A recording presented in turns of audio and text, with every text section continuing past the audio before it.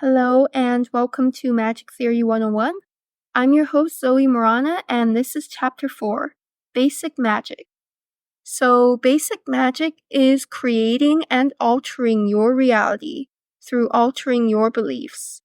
We have all practiced basic magic because we exist. At some point, we all believed ourselves into existence, and then we refined our existence with more detailed beliefs that diversify our collective reality. So maybe you already have a list for what you want your reality to look like. Maybe you don't. But in this chapter, I really want to focus on how much a belief is really just habitual, held in place by our emotion, which we'll get into in Chapter 5, and what we can do to recognize that. So we remember from the last chapter that experience is perception plus emotion. What really solidifies a belief in our reality is the emotion that we feel for it. It takes us from simply seeing it from a distance to really experiencing it for ourselves. You don't need to do anything to change your reality except change your belief about it. This means that you can change your perception of the past, your present self, and anything. Since reality is perception, altering your lens of perception, aka your belief, will do. Changing your experience adds another layer.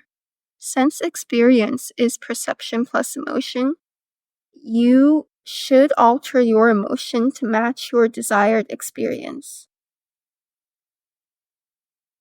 So a lot of the time, there's no complicated reason as to why your reality is the way it is. At some point, you believed something because it would give you an expansive experience. But when a belief is not currently helping you expand in the present moment, then it is not of use to you. Say the belief strangers are bad protected you throughout your entire childhood. So you're now a young adult looking for opportunity in a world that you believe is against you.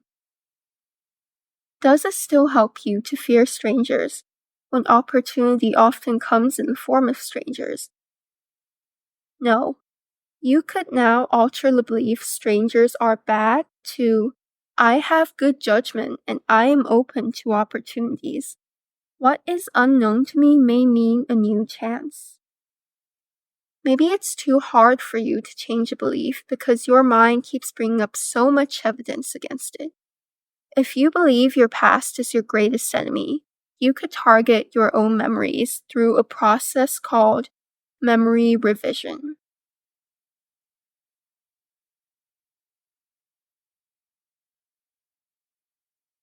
So if you have a broken leg, you could change I broke my leg that day to that day I walked down the stairs with Grace and rode my bike out to school, then played basketball with my friends and came home happy and healthy.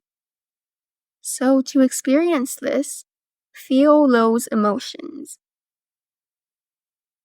Another method uses different forms of logic and reasoning to break a belief, so you present counterexamples of the old belief and supporting examples of the new one to your brain. You would change the belief, money is difficult to make, to I know many wealthy people who make money without needing to do anything. Money comes easily. I have many friends who came from poor families, but are now living their financially free lives, where they are in such a place of abundance they never worry about having no money. Money just flows in. So a lot of people refer to basic magic as manifestation, but I'm using an alternate term for that because the manifestation community contains a lot of varying beliefs, all of which are simultaneously true for the people who believe them, which can be really confusing if you don't understand the concept of collective reality. You don't really need to do anything in particular. It is enough to simply understand your basic nature. You came from nothing. You are a structure of consciousness given form by belief. Therefore, you can alter your structure into anything, because you inherently come from infinite potential. I know the updates for this podcast have been spotty, but I do plan on releasing a lot more in November.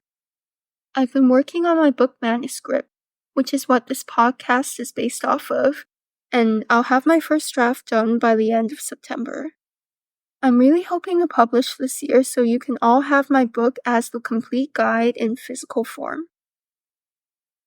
That's it for today's episode. This was Chapter 4, Basic Magic. Thank you for listening to Magic Theory 101, and I'll see you in the next one.